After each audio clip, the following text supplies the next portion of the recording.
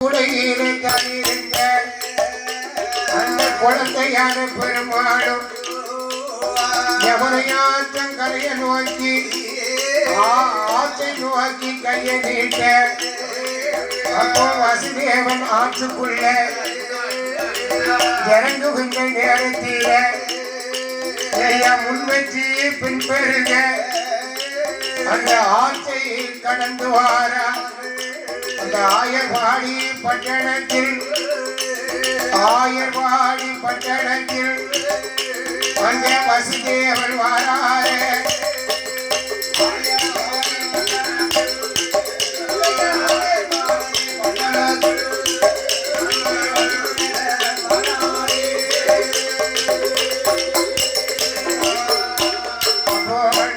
அரண்மனையில் யசோத பெண் கொடிக்கு அந்த பெண் குழந்தை பிறந்திருக்கு.